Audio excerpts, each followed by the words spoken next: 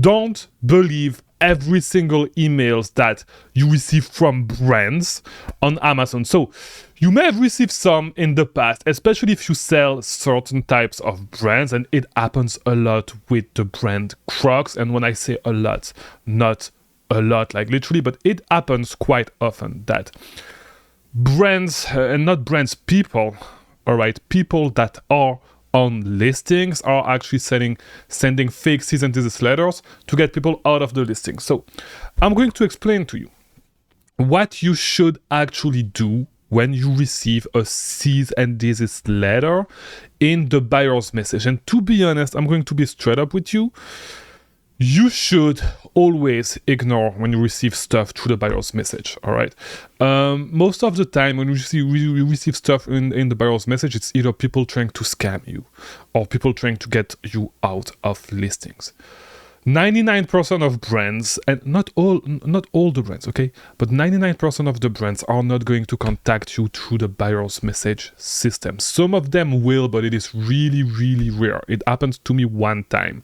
But it's not because you receive something in the buyer's message that you should not do anything. Right? So we are going to go through the process of what you should actually do when you receive that to make sure that it is actually legit. But before we start, we are having a live masterclass on on December 8th, all right, at 6 p.m. So I'm going to share with you guys the strategies that I am going to use to scale my business, that you should use to scale your business in 2025, because you know Amazon is changing. So join the live class, and there's a few free gifts that you are going to get. I would actually check. There's a link below. It's the first link in the video. So sign up for the call. I'll see you inside. So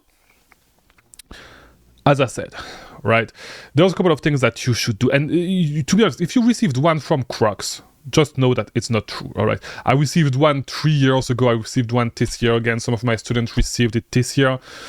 It's fake letters to try to get people out of listings, right?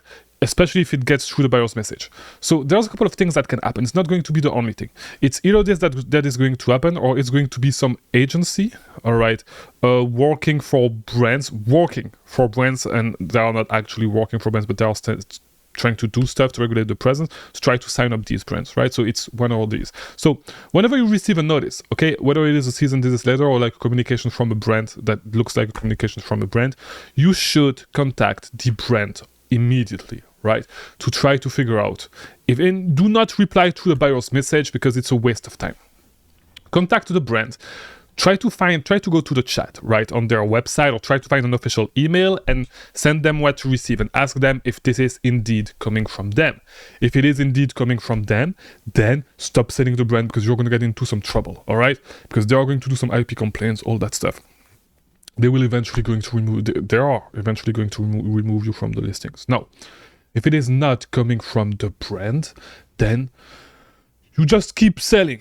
All right, just keep selling the product, and you do not care about these things, right? So first of all, this is not the right medium of communication if they want you to get you out of their listing. And to be honest, whatever is happening with IP complaints, with all that bullshit, like using IP complaints to actually remove sellers from listings, is not the way you are actually supposed to do it, right? You're not supposed to do it this way, because like you have the right to sell products, and like, to be honest, Amazon is handling this whole thing the wrong way, because like they should just restrict sellers, and I'm going to make a full video on that probably tomorrow.